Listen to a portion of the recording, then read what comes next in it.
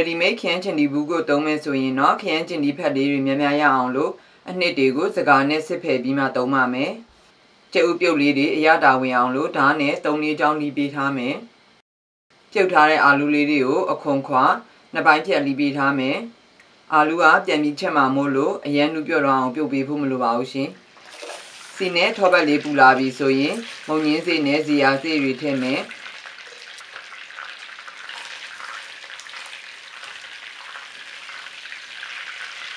နွေးမုတ်ထည့်မယ်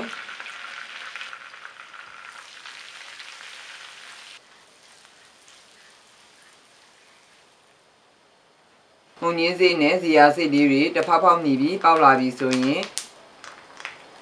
ကျက်သွန်နီထည့်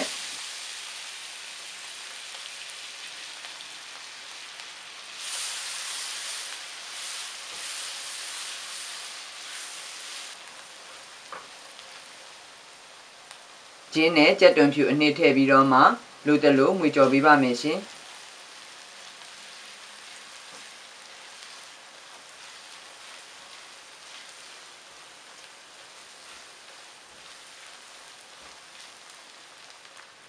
ကြက်သွန်လေးတွေ6တွေ့လာပြီဆိုရင်ခရမ်းချင်ဒီထည့်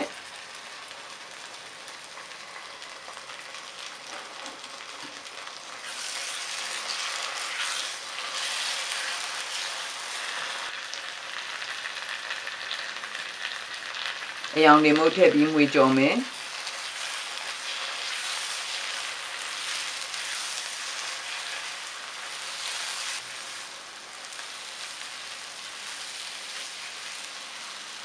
5 မိနစ်ခန့်ကြော်ပြီးရင်မဆလာထည့်မယ်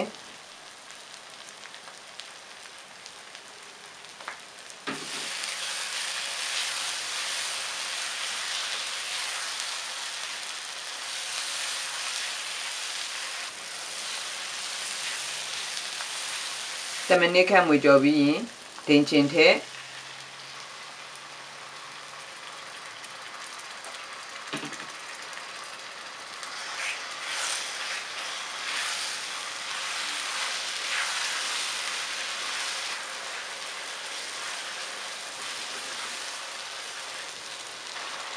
ရေနွေးထည့်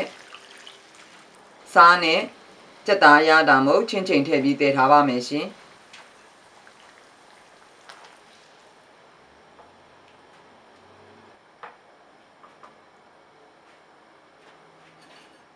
စူပွက်လာပြီဆိုရင်ကြက်ဥတွေထည့်မယ်အာလူးထည့်မယ်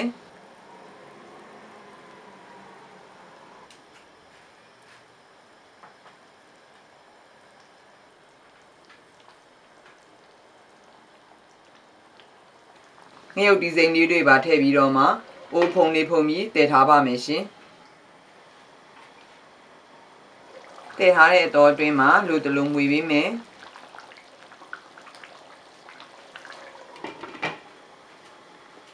10 မိနစ်15 မိနစ်ခန့်တည်ပြီးရင်ဒါမှမဟုတ်အရေးအပြည့်ကျဲနေထားမိမိစိတ်ကြိုက်ဖြစ်ပြီဆိုရင်နန်းနန်းပင်ထည့်မယ်